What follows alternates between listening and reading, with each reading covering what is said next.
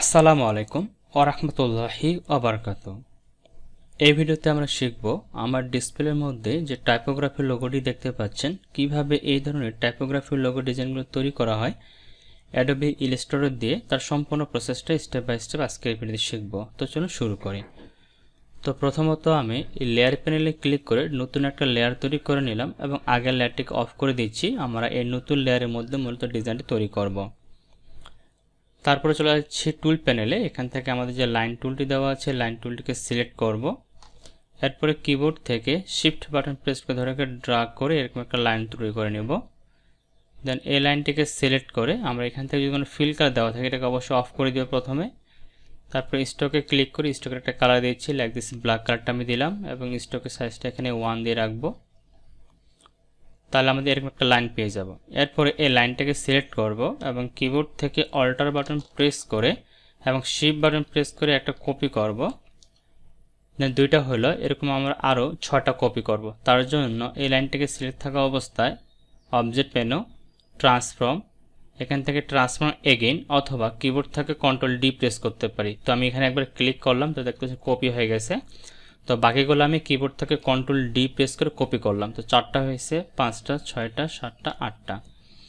এরপরে এই 8টা লাইনকে একসাথে সিলেক্ট করব। সিলেক্ট করার পরে এডিট থেকে কপি, সিলেক্ট থাকা অবস্থায় অবজেক্ট থেকে গ্রুপ করে নিচ্ছি। তারপরে কিবোর্ড থেকে শিফট বাটন প্রেস করে ধরে ড্র্যাগ করে এটাকে আমি এভাবে রোটেট করে দিলাম। এরপরে অ্যালাইন টুলে ক্লিক করে এটাকে হরিজন্টাল এবং ভার্টিক্যাল সেন্টারে ক্লিক করে দিলাম। এরপরে যেগুলো আমরা কপি করলাম সেগুলোকে পেস্ট করব। তার জন্য এডিট মেনু, এখান থেকে পেস্ট ইন ফ্রন্টে দিয়ে দিব। তারপর এর কটাকে আবার সিলেক্ট করব। সিলেক্ট করার পর অবজেক্ট থেকে গ্রুপ, আবার এটাকেও আমরা হরিজন্টাল এবং ভার্টিক্যাল সেন্টারে ক্লিক করে দিব। তাহলে আমরা এই ধরনের একটা কিন্তু আউটপুট পেয়ে যাব। কিন্তু এখানে যে আমাদের 8টি লাইন রয়েছে, আমরা এখানে 8টি লাইন নেব না, এটাকে আমি একটু আনগ্রুপ করে দিচ্ছি। এখান থেকে 3টাকে আমরা সিলেক্ট করে ডিলিট করে দিব, শুধু এই 5টা লাইন রাখবো। দেন আবার এটাকে কন্ট্রোল জি দিয়ে গ্রুপ করলাম, দেন আবার মিডল করে দিচ্ছি। ওকে, তো এই জায়গায় এখন মূলত আমাদের ডিজাইনটা করতে হবে। তো এখন আমরা প্রথমে চলে যাব টুল প্যানেলে। এখান থেকে জুম টুলে ক্লিক করে আমি হালকা একটু জুম করে নিচ্ছি যাতে আপনি স্পষ্টভাবে সব কিছু দেখতে পারেন। এটা একটু বড় করে নিচ্ছি। ওকে, চলে যাব টুল প্যানেলে। এখান থেকে আমাদের ইলিপস টুলটি রয়েছে, ইলিপস টুলটিকে সিলেক্ট করব। দেন এখানে যে সেন্টার পয়েন্টটা রয়েছে শুরুতে, এখানে ক্লিক করে শিফট বাটন ধরে আমি ড্র্যাগ করে এরকম 5টা লাইন ড্র করে নিচ্ছি। যেমনটি আপনারা আমার এখানে দেখতে পাচ্ছেন যে 1 2 3 4 5 লাইনের মধ্যে আমি একটা শেপ ড্র করলাম এবং এর স্টকের সাইজটা অবশ্যই 1 রাখবো। এরপর এটাকে সিলেক্ট করব। সিলেক্ট করে কিবোর্ড থেকে কন্ট্রোল সি দিব, কিবোর্ড থেকে কন্ট্রোল এফ দিব। তারপর অল্ট এবং শিফট বাটন প্রেস করে এটাকে ছোট করে এই সার্কেলের মধ্যে নিয়ে আসব এবং এটাকে আমরা 1 পিটি করে দিব। ওকে, অ্যাডজাস্ট হয়ে গেছে। দেন এটাকে সিলেক্ট করব। এখানে যে সার্কেলটা রয়েছে এটাকে সিলেক্ট করে উপরে এই জায়গাতে আমি অ্যাডজাস্ট করব। তার জন্য কিবোর্ড থেকে অল্টার বাটন প্রেস করে ড্র্যাগ করে এটাকে আমরা এই সেন্টার বরাবর এখানে অ্যাডজাস্ট করে বসাবো। তো দেখতে পাচ্ছি এটা কিন্তু আমার সেন্টারে বসে গেছে। যখন বসে যাবে তখন এটাকে আমরা এখানে ছেড়ে দিব।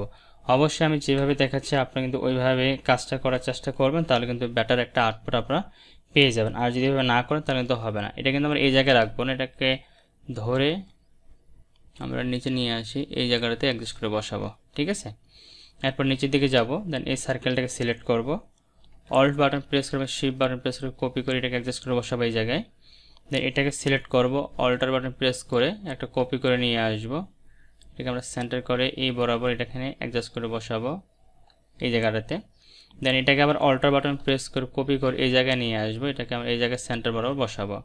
দেন আরেকটা কপি করব, কপি করে নিচে নিয়ে এসে এই জায়গাটাতে আমরা সেন্টার বরাবর অ্যাডজাস্ট করে বসাবো।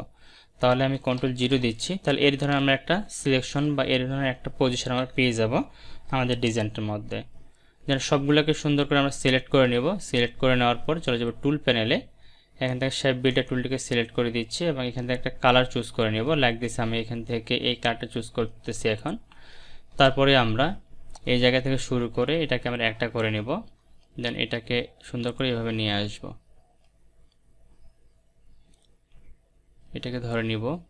তো আমি যেভাবে করতেছি অবশ্যই এইভাবে করবো। আমি কিন্তু ধীরে ধীরে করতেছি, কোনো জায়গায় তাড়াহুড়া করতেছি না, যাতে আপনি স্পষ্টভাবে সব কিছু বুঝতে পারেন। তো দেখেন এই অ্যাঙ্গেলটা কিন্তু আমার সুন্দরভাবে রেডি হয়ে গেছে। এবারে এখান থেকে আমরা শুরু করব, এটা একটা হবে। দেন এই জায়গা থেকে শুরু করে এটা একটা অংশ হবে। ঠিক আছে, এইভাবে দেওয়ার পরে জাস্ট আমরা টুল প্যানেলে ক্লিক করে বাইরে একবার ক্লিক করব। তারপরে ম্যাজিক ওয়ান টুলে ক্লিক করে যে কোনো একটা লাইনের উপরে ক্লিক করে দেব, তারপর ডিলিট বাটন প্রেস করে ডিলিট করে দেব। তাহলে আমাদের এই ধরনের একটা ডিজাইন কিন্তু রেডি হয়ে যাবে। দেন সবগুলোকে একসাথে সিলেক্ট করব। এখান থেকে স্ট্রোকটাকে আমরা প্রথমত তুলে দিচ্ছি, স্ট্রোকটাকে তুলে দিলাম। দেন এটাকে এখন আমরা একটু বড় ছোটো করে নিতে পারি, হালকা একটু বড় করে নিচ্ছি জাস্ট আপনাদেরকে বোঝানোর স্বার্থে। এবং এটার মধ্যে আপনি চাইলে এক কালার ইউজ করতে পারেন, চাইলে গ্রেডিয়েন্ট কালার ইউজ করতে পারেন। তো আমি যদি এটাতে গ্রেডিয়েন্ট কালার ইউজ করতে চাই, গ্রেডিয়েন্ট কালারটা পিক করে দিব। দেন এখান থেকে কিন্তু ডিফল্ট কিছু কালার দেওয়া আছে, আমরা এই কালারগুলো নিতে পারি। আমি যদি সিলেক্ট করে দিই এই কালারগুলো চলে আসবে। তো দেখতে পাচ্ছেন কালারগুলো সুন্দরভাবে অ্যাপ্লাই হয়ে গেছে। আপনারা যদি এক কালার দিতে চান এক কালারও দিতে পারেন, কোনো সমস্যা নেই। তো আশা করি সম্পূর্ণ প্রসেসটা আপনারা বুঝতে পারছেন যে কীভাবে এই ধরনের টাইপোগ্রাফির লোগো ডিজাইনগুলো তৈরি করতে হয়, তার এটি যদি স্টেপ বাই স্টেপ। তারপর যদি আপনাদের বুঝতে সমস্যা হয় অবশ্যই সেটা আমাকে কমেন্টে জানাবেন, আমি সেই বিষয়গুলো ক্লিয়ার করতে চেষ্টা করবো ইনশাআল্লাহ। সবাই ভালো থাকবেন, সুস্থ থাকবেন, দেখাবেন নেক্সট ভিডিওতে। আল্লাহ হাফেজ।